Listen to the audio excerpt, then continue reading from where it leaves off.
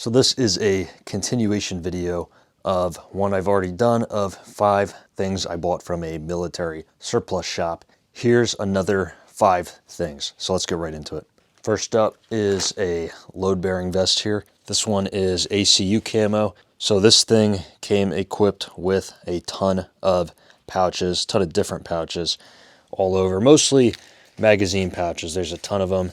So many places for magazines. There's couple grenade pouches there, canteen pouches on either side there. You don't have to actually use those pouches for the stuff that was designed to go in them.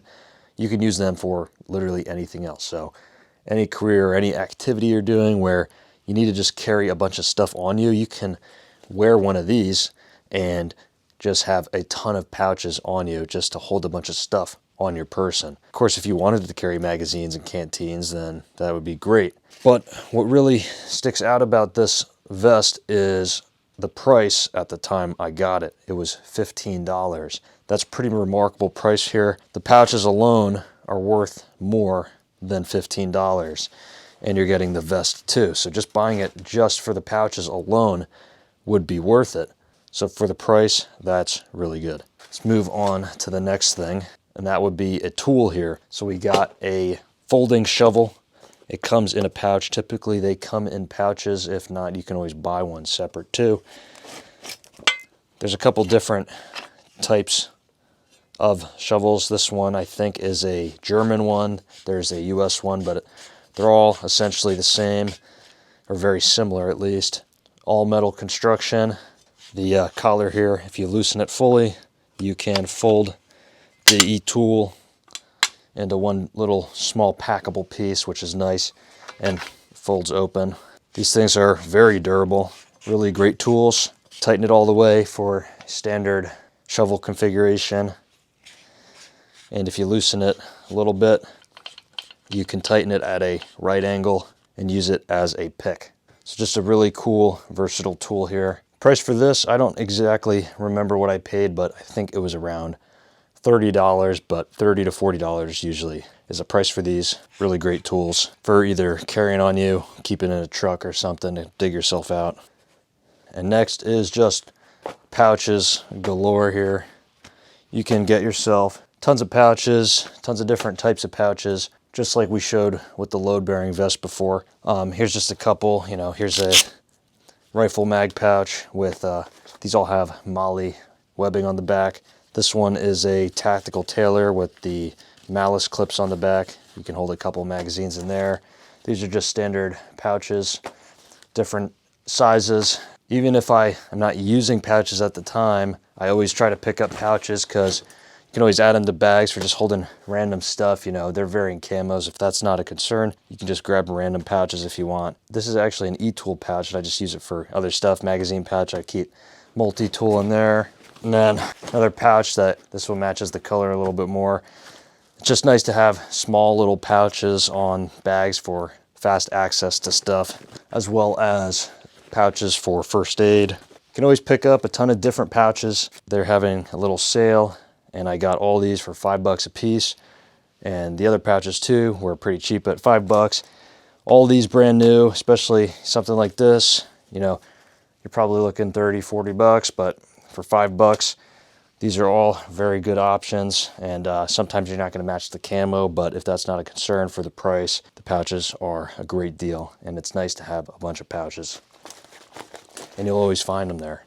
Next up, we got a right angle flashlight here. Very old school design. You might recognize these from some tunnel pictures from Vietnam. Design of these hasn't really changed over the years. They still make them new, but it is a very old design. So you got your D cells in here. It takes 2 of them. You can store an extra bulb along with a couple lenses here. You got red, blue, a diffuser, and white. There's a couple different makes of these. You got the US Fulton MX991. This one is the TL122, which is the French version. There's a couple differences, but essentially they're the same thing. It's got an incandescent bulb, real old school there. And the side button, one click up, allows you to push the button for momentary or for signaling. And another click up turns the light on fully. There's a clip on the back to attach it to your gear or your clothing. These are very simple. They're not very impressive by today's standards. I think it puts out 30 lumens or so. You can always switch it over to an LED. There's something special about incandescent. It's nice on the eyes, but otherwise it's not comparable to flashlights today. But you know what? When you flip the switch up, the light turns on, and that's all that matters really. It's a flashlight that works. Just a cool little light there, and I paid about 15 bucks for this. And lastly, we have books or field manuals. There's a lot of different ones you can get. Lots of good information in these. Some of them may be more interesting to you than others depending on what your interests are. But there's a ton of them, and I have even more than I'm just showing here. Whenever I go, I try to buy a couple new ones. You could learn a lot of stuff from these. Something to keep in mind is the dates of these are usually pretty old, even dating back to the 50s. For example, this hand-to-hand combat one is from June of 1954. Makes for a really fun read. People just talked different back then, and it's really fun to read those. You want to learn how to tie knots? The rigging book is pretty good, and it's from 1968, but that sort of stuff doesn't go out of style. The survival one's also a really fun read. It's a pretty thick one. A lot of good info in there. Goes a lot into foraging plants and all that sort of thing. Because some of them are older, some information has changed in some of them. So for example, the first aid, this is from June of 1976. A few practices have changed since then, but for the most part, there's a lot of good information in these books. Just keep in mind that some information, some practices in some of these books have changed just because they're a bit older. There are newer ones too, though. For example, this rifle manual, I think it's from 2016. So it's fairly recent.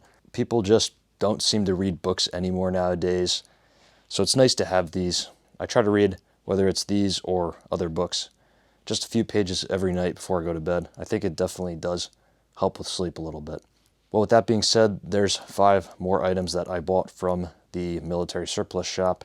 If you didn't see the first video, go ahead and watch that, and you'll see 5 other items that I bought from the surplus shop. But if you liked the video, drop a like and subscribe for more. Thanks for watching. I'll see you next time.